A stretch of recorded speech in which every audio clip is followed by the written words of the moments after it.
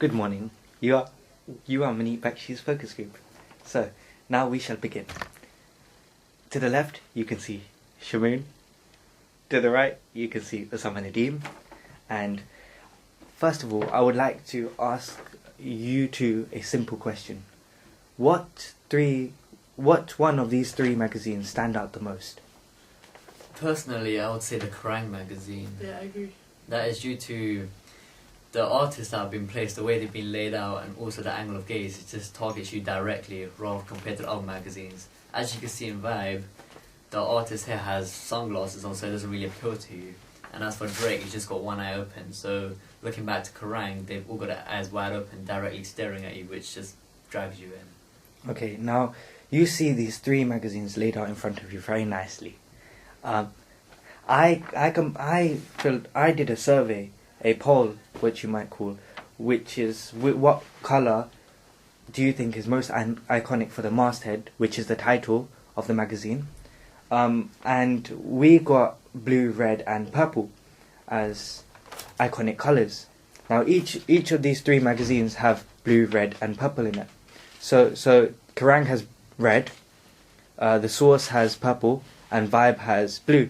Now, can you tell me which one, colour-wise, not exactly how it looks, is more iconic and more eye-catchy? So you see on the magazine shelf, which one would you pick just for the colour? Honestly, I'd pick The Source because the purple in that magazine is actually an appealing colour, which brings us some visualization to drag the audience in. Do you believe it's because of the mise-en-scene and his jewellery?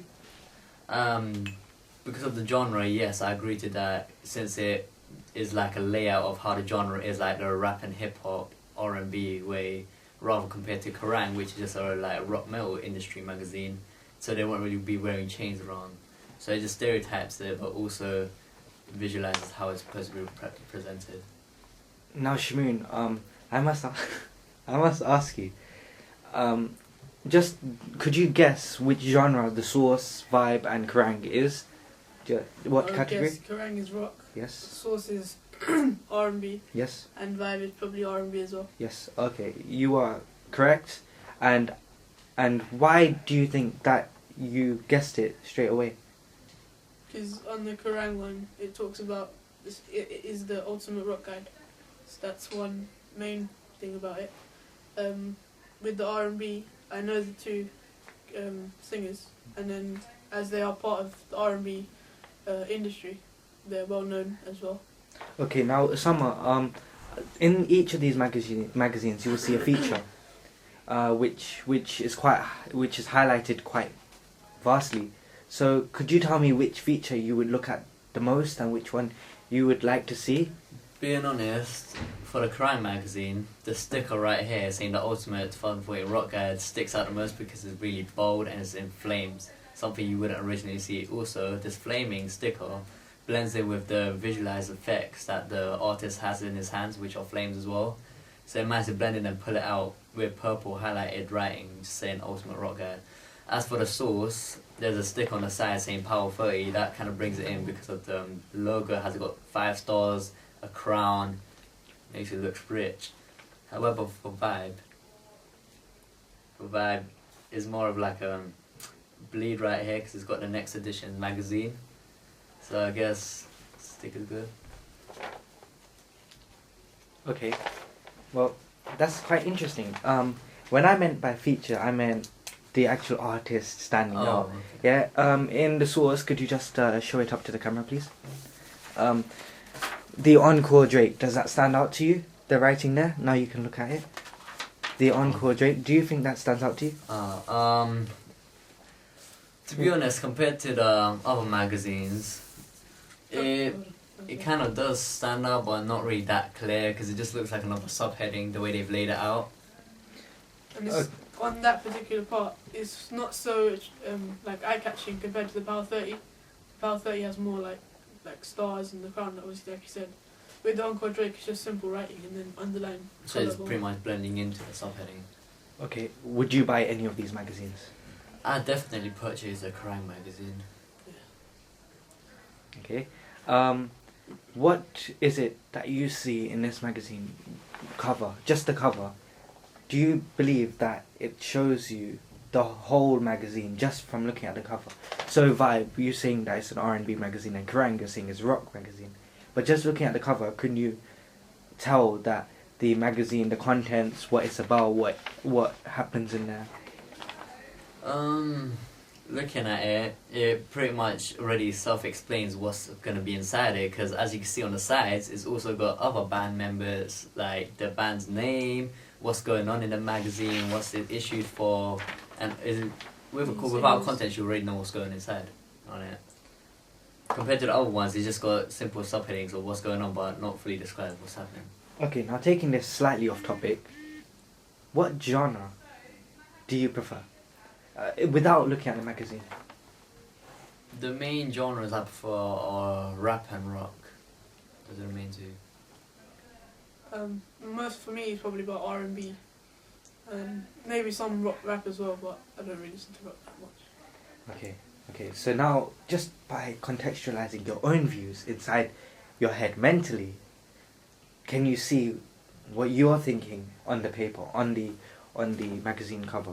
So can you see the rock that you listen to on the magazine cover, and can you see the R&B that you like to hear and enjoy on the cover of Vibe or Source? I can see the rock that I like to listen to on the magazine, and I see some of the artists that I listen to, some of the good ones I enjoy. It's not really any new songs that I've seen, but yeah. Do you believe that the pull quotes are quite iconic? Do they help grip you as a reader? Right now with the quotes, it could be kind of pulling in towards the audience and attracting the audience in. What do you think about it? I think where it says like exclusive or new, that kind of brings you into something new to learn about in the music industry. Okay, now I will show you the poll which I have conducted myself. So it's part of a tally chart. So if you take this here, okay? Now, could you possibly just read it out for me? Okay, what do you believe is the most iconic colour to have on the front cover of a music R&B magazine? Okay. Blue as 17. Wait, we'll read our numbers there. So there's blue, there's red, there's yellow, orange, purple, pink, brown and green. Okay, now you look along this list, and I have also got you to fill out this poll, which you have done. Before you look at the results to make it biased or anything, I don't want it to be biased. I would like to know if, what made you pick the colour that you chose? What made you pick red, Osama? For me, it's always been magazines that red appeals to me the most, Okay. as an audience for a magazine.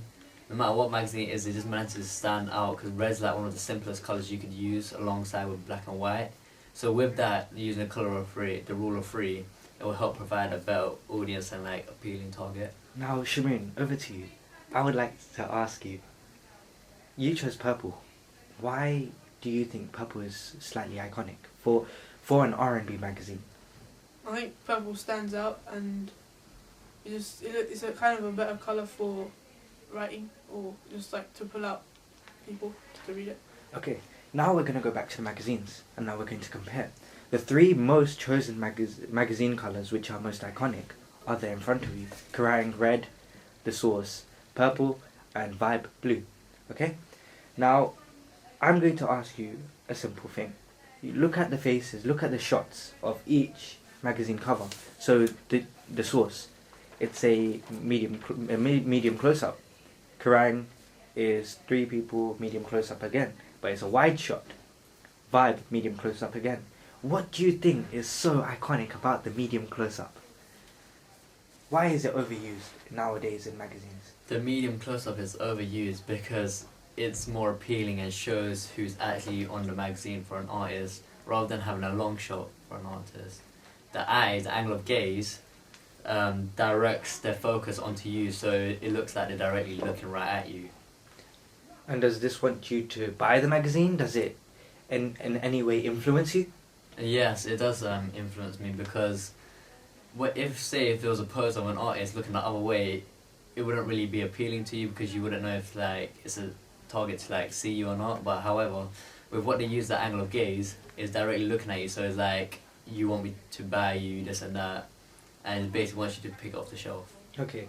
And these 3 magazines are consumer magazines with barcodes at the bottom. So this means that it can be purchased in any big supermarket. Do you think that's a good thing?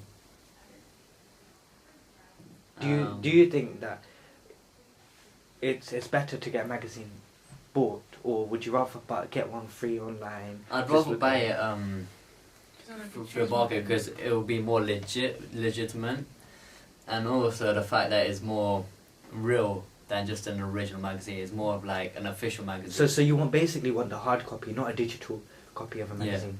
Yeah. Okay. I've got a few more questions. We're nearly finished this focus group. So first of all, I would like to thank you. Yeah. Second of all, these 3 magazines, what's wrong with them? I mean, all of them are brilliant magazines. They are sold in this country. They are sold in US. They can be sold anywhere. But if you had to find one flaw in each magazine, could you please tell me? I think with the vibe, the angle of gaze is not there, so... Is it because of the sunglasses? Because of the sunglasses. Okay. So if he's not looking at you, there's not so much... He's not like looking at you to say, get this magazine. It's just... It's like he isn't bothered looking at you. So you would rectify this by maybe taking off his sunglasses? Yeah. Okay, fine. But you still know who he is because he's so famous and his name's next to him as well. But just by looking at the face and the way he's posing, it's a famous pose. So if you took off the sunglasses off him, the pose would not be famous, and they will probably wonder who it is because no one's really seen him without sunglasses. So is there like another flaw you can see around the magazine? Could it be that I'd say the subheadings for the source one, because it's not much. It hasn't been detailed as much, and also the main artist's main heading it just blends in with the subheadings, to be honest. Okay, That's and typical. Kerrang, I think Osama, you should do this one because you are. So for the Kerrang, I think they're lacking subheadings as well. All they have is just titles for the bands that are on the picture. And maybe if the editors manage to somehow slide in some subheadings, it'll make it a bit more clear what's going on. Now, could you tell me the age range for each of these magazines? The age range for Kerrang... And why? Well, why you believe it? I'd say for all of these is teenage mainly. Okay. However, for Kerrang, I'd say it's a bit too young adults as well. Okay, fine. Yep. So you're saying that Vibe will be about 16 to 22. Source would be slightly older by 1 or 2 years. Mm-hmm. And then... That would be about 16 to 25, 27. There's a lot. 25, 26. So you're saying Kerrang will be 20 to 26? No. I'd say Kerrang's around 16 to, I don't know, 20, 24, Okay. 25. Okay. Somewhere And around there. is it because it adopts the same habits that you have? You enjoy the guitar. Mhm. Kerrang shows the guitar. It's a rock magazine. You listen to rock. Do you feel as if your habits and the magazine, what it's showing, influences you even more to purchase it? Yeah, it does, because it's more of like what I can know, what I can learn from this, how I can take it on from my own music experience just from looking at this magazine, because it has literally everything I need. Now, finally, for me. if we had to sell these 3 magazines to older people, practically not in this age range, who are not the target audience, so say 30-year-olds, how would you sell Kerrang? Then how would you sell The Source? And then how would you sell Vibe? Just go one by one. You can start. Do a discussion if you want to or you need to. I don't really think older people would buy R&B because they're not. I wouldn't think they're into it as much. I No, think but the if you had to sell the magazine cover, how would you change it? Would you make it more complex because they're older? Or I'd make it with a bit more subheadings and a more clear Information. heading. So, because since older people love to read more compared to the younger, it would just help push the sales in just by looking at the front cover, because they know more about the magazine rather than just picking up a random magazine from a shelf. do you think that is the change of generation? I think with the change of generation, people want to read less.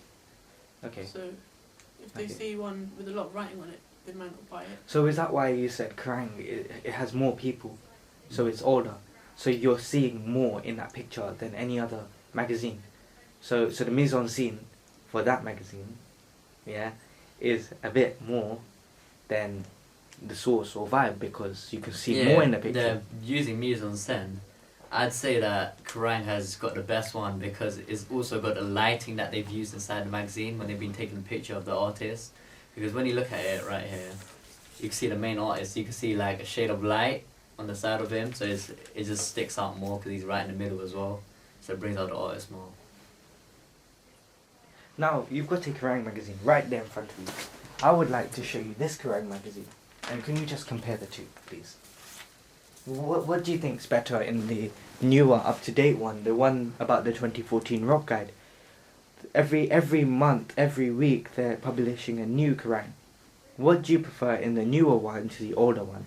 Is it that there are less bleeds, the masthead is more clearer, there are less people in the front? Anything that you think that is iconic to you? I like the fact that they've labelled out the bands like separately to show indicating who they are. As for the other one, it's just one main band and there's like posted like a bleed for like the other bands.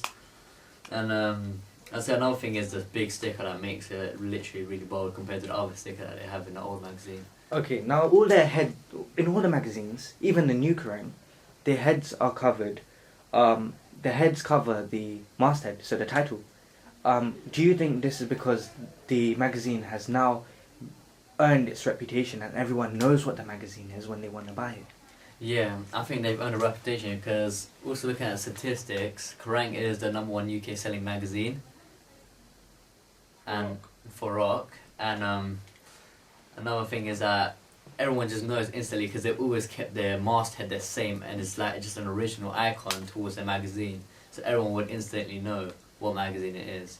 Okay, well, I thank you for this focus group that you have come to. I thank you for helping me out, and thank you very much.